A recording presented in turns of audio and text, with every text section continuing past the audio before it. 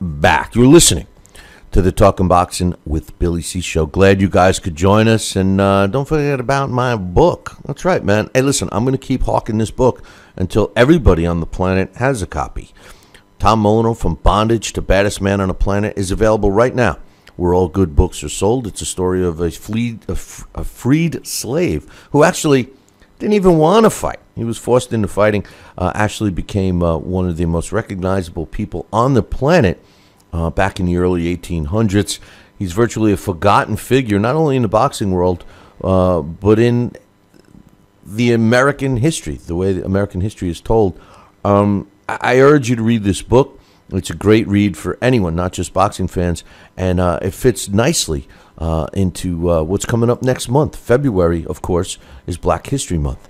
So get yourself a copy. You can pick up a copy of Tom Molyneux, From Bondage to Baddest Man on the Planet, where all good books are sold. You can get one online right now at barnesandnoble.com or amazon.com. You can also get the electronic versions from Nook and Kindle. And if you're looking to get a signed copy, you can visit our website, www.billycboxing.com, and click on the book club section. Well, joining me right now is my man Daxx Khan, and he's going to give us his 3 favorite fights, breakdowns, and predictions. What's happening, Daxx? I got one of them books. Yeah, and I'm glad. You should definitely have one. There's the epilogue is written by Daxx Khan. So 3 fights this week, man. I got a heads up from you which ones you were going to do, and what are you going to kick off the segment with? And we're going to do all the fights on the Kovalev-Pascal 2 card. We're going to start off with a fight that might not be looked at by the fan. A lot of fans might not even know much of it, but a couple undefeated, hard-hitting prospects between Stephen Bang Bang Butler and Antonio Hoffman. Neither of note, but it's a fight that's going to leave an impression on the crowd, in my opinion. After that, we're going to go to the welterweight bout between Dmitry Mikalenko and Kareem Mayfield, and of course, we're going to save the best for last, and we're going to go with Sergey Kovalev and John Pascal. All right, yeah, I like the Hoffman-Butler fight. I think that might steal the show. Tell us about that one. Well, I like it, too, because this is a lot what boxing's about. We're always looking for the young guys. We've got a 20-year-old and a 21-year-old, both good punchers. Combined, they're 26-0-1. They have 21 knockouts. Stephen Butler, the pros on Butler is he's a quality combination puncher. He has deceptive power. By that, I mean his punches don't look like they have much behind him, but somehow he twists his whole upper body behind those shots. In time, once he learns to use his legs to generate all that power, this kid's going to be a monster. Butler likes to control the fight, set the pace. While not an overly fast pace, it's a steady pace. It allows him to maintain his stamina throughout.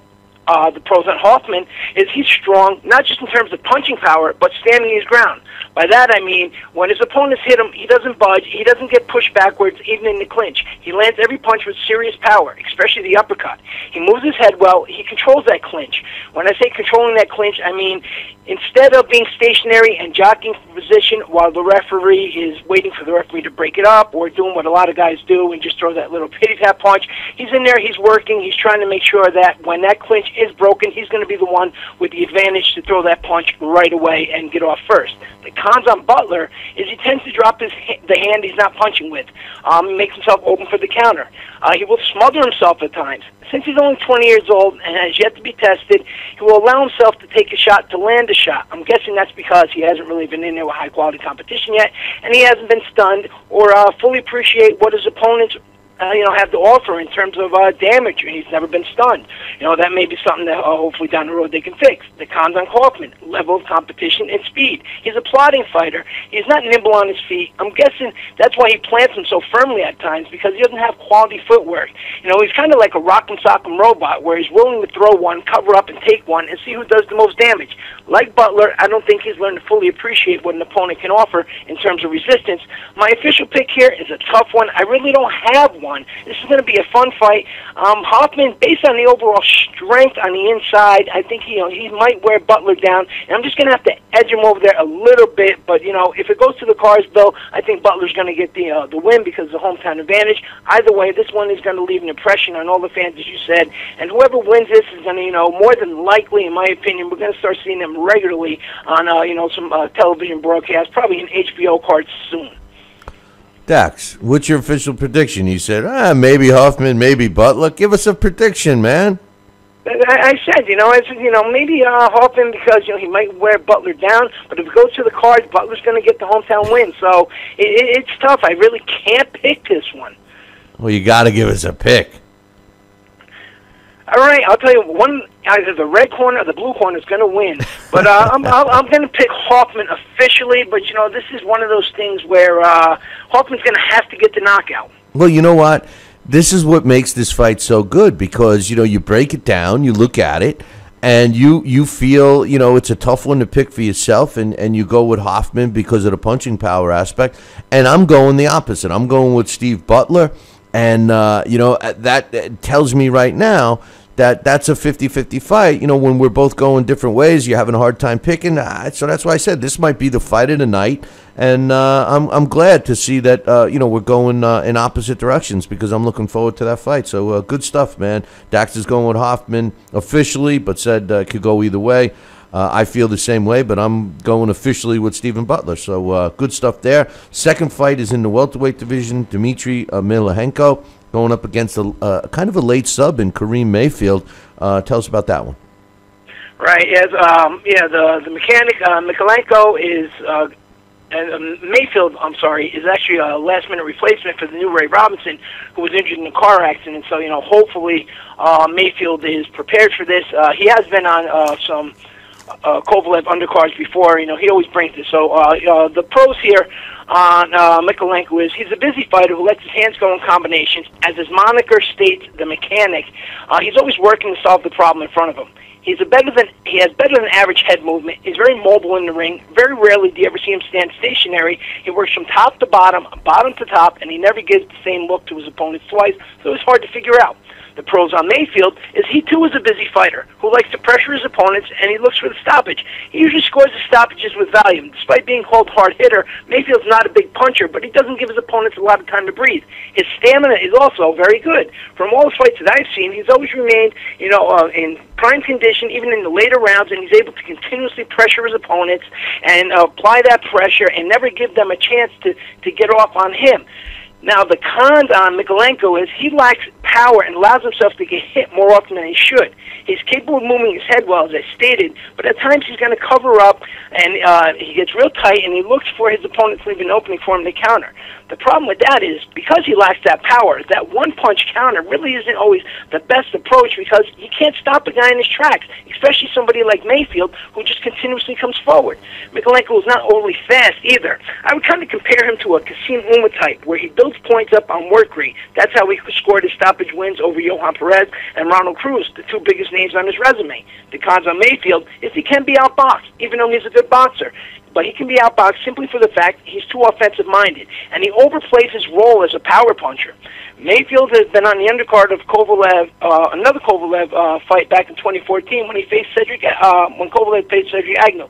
Thomas Delorme handed him his first loss by simply boxing Mayfield and not succumbing to the pressure. Mayfield swings wide, almost from right field. He leaves himself open when he does that, and a guy like Mikalenko, he's going to be able to score that one punch, move out of the way, and by the time Mayfield sets himself again, the mechanic's going to be going back to work.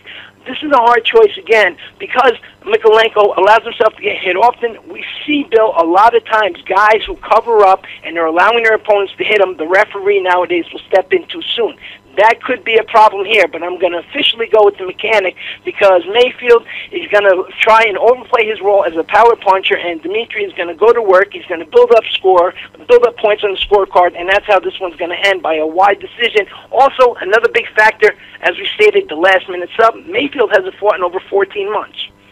You make an interesting one, and I'm with you. I'm going with the mechanic as well, Mikalenko as well. But, these fighters that all of a sudden think they're knockout punches, like you mentioned about Mayfield. Timothy Bradley comes to mind too. They get a knockout. Next thing you know, they're acting like they're knockout punchers. And, I think it hurts them in the long run. They're expecting their opponents to get rocked and hurt. And sometimes they'll throw a punch and like kind of, step back and expect their opponent to crumble to the canvas, and they don't. I mean, fighters should just let their hands go and let the knockouts come. I mean, you hear the upper level fighters say that, I'm not going for a knockout. If it comes, it comes. And then you see these types of fighters, like you point out with Kareem Mayfield, who, acts like they're a knockout puncher, and really they don't have that one punch knockout power. And I wonder if it hurts them as the fight goes on, like if they start losing confidence. Absolutely it does. Everybody nowadays, especially the younger fighters, they want that knockout. And I also think because of the marketability that we see nowadays, with guys, the highlights that we see on TV all the time, or the ones that you see on YouTube videos, are always of guys getting knocked out.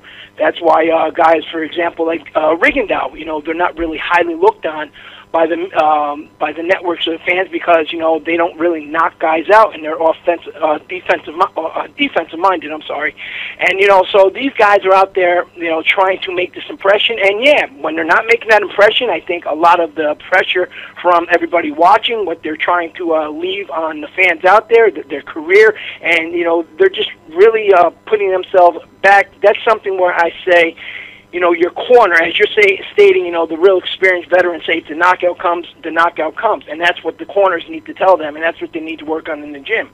Manny Pacquiao is a prime example of that. You don't have to have this one-punch knockout power to score a lot of knockouts. Manny Pacquiao, at his lower weight, was, kind of a knockout artist, but Manny has just enough power to stun you, and by the time a guy, grabs his bearings back a little, Manny's hit you 6 and 7 times, and then he scores his knockouts. A lot of these younger fighters nowadays, they should look at guys like Pacquiao, and you know what? A knockout will come. Just don't rush it, as you stated. Don't worry about the knockout. Let it happen, and you know what? You can put on a better performance and impress the fans even more if you just continuously land those solid punches and just impress the crowd. Good point. Finally, the main event on HBO, and the last one that you're going to break down and predict, Sergey Kovalev, Jean Pascal, the rematch. What's going to take place in this one? All right, this a lot of some interesting aspects, have come about in this. First we'll start, the pros on Kovalev, his power, his patience, and his underrated boxing ability. Still to this day, why he's underrated with his boxing ability, I don't know, especially after the Bernard Hopkins fight. Kovalev has a forgotten amateur career where he learned the basics fighting in the world, military, and Russian championships. Like his counterparts from that region, Gennady Golovkin and Artur Beterbiev, Kovalev has made his reputation on power, and a lot of people can't let that go, as we were speaking about knockouts a little while ago. He, like Beterbiev, when he first started his career, was kind of clumsy. Much of that is because of that amateur style in Eastern Europe. It's very robotic.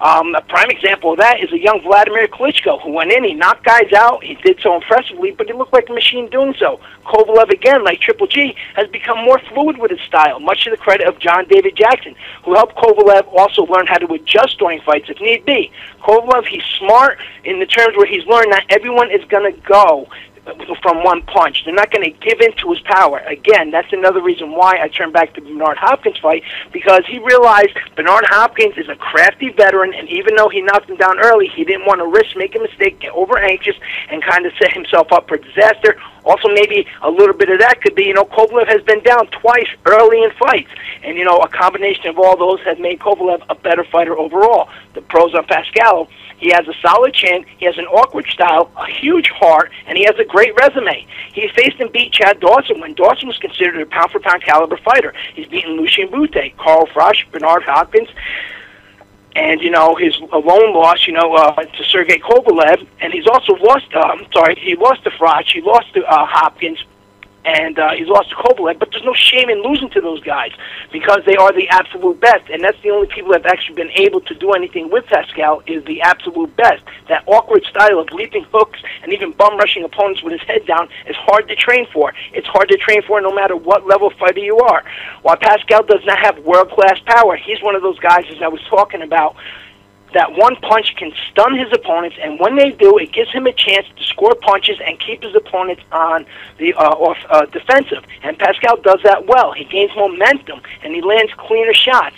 Now, the cons on Kovalev, he can start fights a little cold. He's been down early in fights, as I mentioned, because he was so offensive-minded. Kovalev can swing wide at times and think a little too much in the ring while he waits for the opening to appear so he can land that big knockout punch. The other thing on Kovalev we still haven't really seen, despite being down, we don't know how he's going to react if truly stunned. The cons on Pascal, he has focus issues. Jean Pascal is known to get a little reckless, a little lazy, and a little undisciplined in fights, and sometimes all at the same time. Pascal can either wait too long before pulling the trigger, and when he does, it's often for the fences. He's known to come back and swing wide and jump in, and that is, when he does that, he kind of gives away with his body movement. Bernard Hopkins was able to figure that out in their second fight, and he had rather easy time. And I think Kovalev figured that out around the fourth round of their first fight. While the awkward style is an asset, it's a huge flaw. And the worst part, I think, going into this right here is going to be Freddie Roach. I don't think that they should have taken this fight right now without a warm-up fight. Freddie Roach has sat there and publicly stated, if Jean Pascal does not listen to me during the fight and he embarrasses me, there's a good chance that he's going to come back to the corner and find me gone. Considering Jean Pascal himself has stated he doesn't like being bossed around during fights, how is this going to happen when Freddie Roach starts getting overly excited during the fight? Jean Pascal doesn't like Freddie yelling, and all of a sudden they're just going to, break apart right in front of us. We're going to actually see this one-fight relationship just disappear, and that's the reason. Forget about what Jean Pascal's weaknesses are. Forget about what Sergey Kovalev's strong points are. I'm going to have to go with Kovalev simply for the fact I think that this is going to deteriorate right in front of us the second things get tough between Jean Pascal and Freddie Roach. This is a disaster waiting to happen, in my opinion. Yeah, like I was saying earlier, Freddie Roach, I mean, a lot of people regard him as a great trainer, but I think he's a one-dimensional trainer, and if he's, helped create some smoke and mirrors and some, positive thinking on Jean Pascal's part, and Jean Pascal all of a sudden thinks he's going to knock out Kovalev, I think this fight's going to end a lot sooner than the last one. I just don't see it happening. Although Jean Pascal's got a solid chin, there's no question about it. We all know that, and he does recover quickly, like he displayed in the last fight. But like you, I think Kovalev is extremely underrated with his boxing skill and even his defensive ability. Even though he appears to get hit, like I said earlier, he rolls with his punches and stuff, and I think he's getting better and better and better. And I don't see I don't see this fight being as close as even the first one. So my official pick is Kovalev in this one for sure. This could be, Bill, one of those fights where it comes down to the corner. I wonder. Everybody gives John David Jackson a lot of credit, and I certainly, I've talked with him many times. He's out of Florida, and I've been in transportation vehicles with him, going to fights, and we've sat over dinner and what have you, and he's a very low key guy. He's an extremely knowledgeable guy, but I just don't know if he is an elite trainer. I really don't. Maybe I'm wrong. Maybe I'm not giving him the credit he deserves. I mean, he's a great individual, and he certainly has done a good job with Kovalev. I think regardless of how versatile a trainer is, I really think that the trainer and the fighter, there has to be a unique relationship between the two. Like their styles have to mesh just right to have them be successful as a team, and I think that his style with Kovalev does mesh. Maybe he doesn't do as well with some of the other fighters, but I think with Kovalev it does mesh, and I agree. I think that not that maybe in overall he's a better trainer than Roach, but I think that his training with Kovalev versus Roach's training with Pascal, I think the edge has to go to John David Jackson. And again, I have to agree with you on the terms whether or not John David Jackson is an elite trainer. We really don't know as of yet. But, the important part is the comfortableness You know, a guy doesn't have to be a great trainer, but if you had those right dynamics, and again, we'll take Triple G with Abel Sanchez. Something about those two guys just mesh well together, and when you're comfortable with your corner and you're confident in anything they tell you during that fight, it makes things a lot easier. Jean Pascal, remember, he was so excited to have his boyhood idol, Roy Jones, in that corner with Mark Ramsey for that first fight, and Jean Pascal just kind of tuned them out. And when, you know, you're a guy who's had these type of problems, and you're a guy who's openly stated you don't like being bossed around, you want to more or less have a team, a partnership. Your corner during the fights is not there to make joint decisions. They're there to tell you in between rounds what adjustments have to be made, and what, you know, so you can go out there and you can carry those out and hopefully turn the things into your favor if it's going bad. Now, when you have a new trainer who said in press conferences, if he embarrasses me and he's not winning, he might come back to the corner and I won't be there. You know, that's got to sit there in the back of your mind, whether or not you're following all the plans out, you know, to a T, but for some reason you just can't overcome what's in front of you.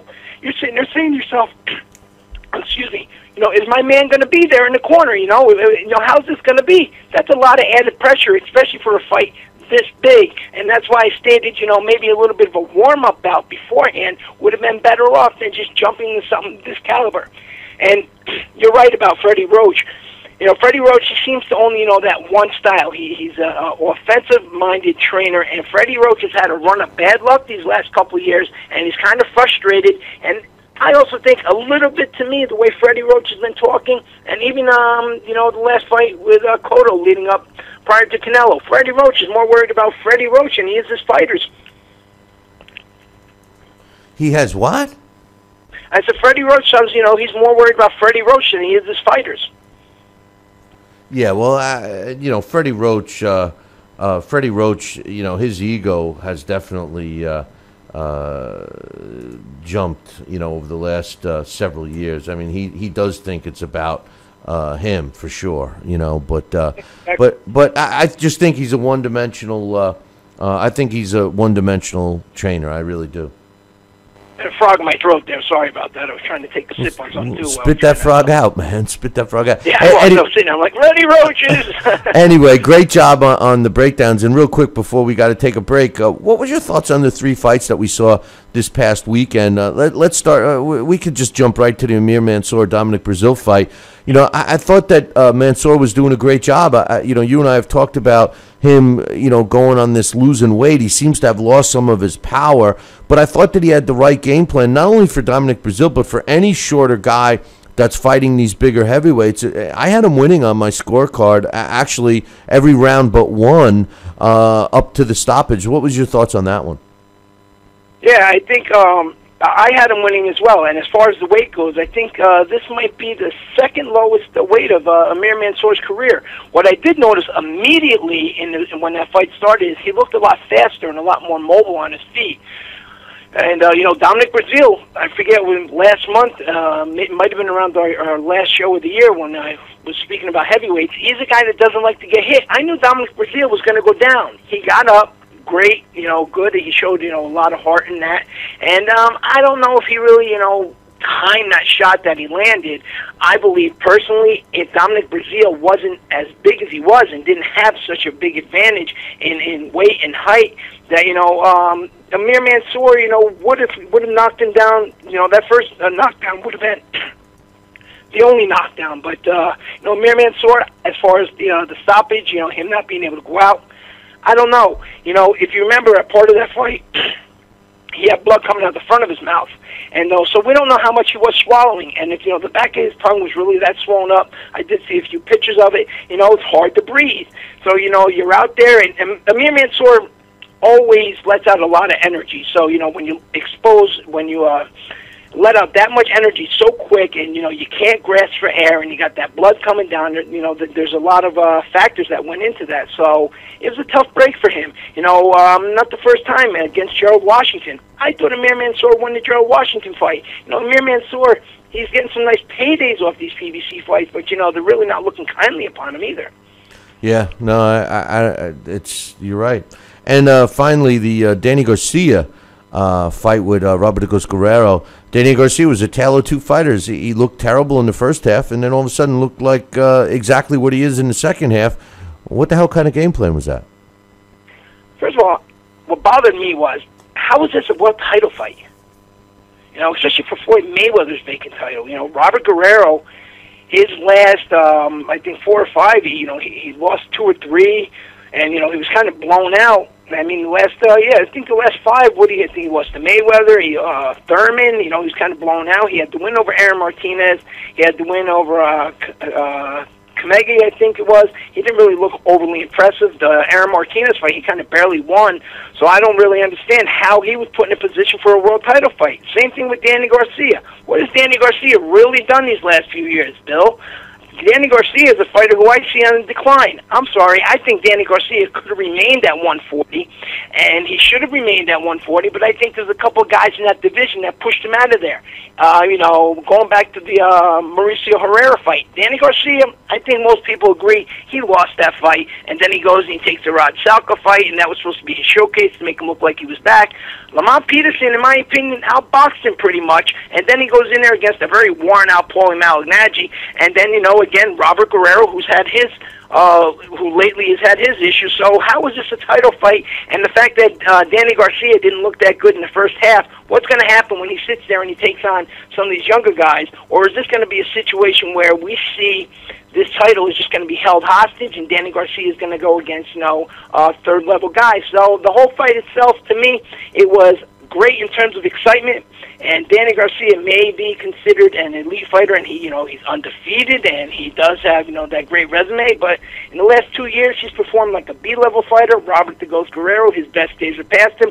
And, other than excitement, I was disappointed with the fact that it was a main event that was for a world title that, Floyd Mayweather had. And I really think there was other guys out there who should have deserved that shot a little bit more. In fact, I think Sammy Vasquez should have deserved that shot a little bit more than Robert Guerrero did. Yeah, but, it all goes back to what we constantly talk about. And I got to take a break here, but it all goes back. If boxing was in a great place, you would have those deserving guys. Forget about who their promoter is, who their manager is, who their network deal is with, and everything else. And you'd have the two best guys fighting for a vacant title. But that's not the way it works. The way it works now is which two guys will A, fight each other, B, not signed with a rival promoter or rival network. So as you start weeding down all of the scenarios, you end up with a small choice, and that's how you end up with Danny Garcia fighting Robert "The Ghost" Guerrero for a vacant title. I just want to know, when they said "and the new," why did they raise Danny? Why did they assume that it was Danny Garcia? They both were fighting. Either one was going to be the new. You know what I mean? Did you catch that at the end? If you look at our Twitter timeline, I was on our Talkin Boxing account, and I had posted at some point in time during the fight. I think it was around the 8th round or the 9th round. I said, "Well, this is already 117-110 for Garcia." Yeah, that. Look at Farhood. Farhood had his shutout almost, didn't he? At one point in time. Farhood was different than mine. His scorecard lately hasn't been the same as mine lately. I don't know. I don't know. He's becoming more of a corporate guy. Danny Garcia's time is short. He's in my opinion right now, he's a protected fighter. He's been a protected fighter ever since the Lucas Matisse fight. I think even though he won, I think that fight took a lot out of him. We have a whole new crop of guys coming up, and that's what this should have been, Bill. It should have been between some of these undefeated young guys coming up who are exciting and who have a long future ahead of them. This could have been a fight with Errol Spence Jr. against Saddam Ali. It could have been with the Mechanic in there. It could have been Sammy Vasquez in there. There's a whole plethora of guys who could have been in there that would have been better for the sport, and they could have actually used this title to build a new star instead of recycling and handing us the same nonsense that they continuously do. But as you stated, it's all about who was signed, who's willing to, and what the public's willing to buy. So overall, like I said, the fight itself was exciting, but, the fact that these two guys fought for a world title, that the man who pretty much was the #1 fighter in boxing for almost, a decade and a half, that vacated, and this is what, you put his belt into, these guys. Daxx, you should have let a guy who controlled this. You should have, you know what? Let it usher in a new era. Daxx, great job as usual, and we'll look forward to you next time, my man. All right, talk to you soon. That's Daxx Khan. Check out his column up on BillyCBoxing.com. I got to take a break. I'll be back in 2. Talking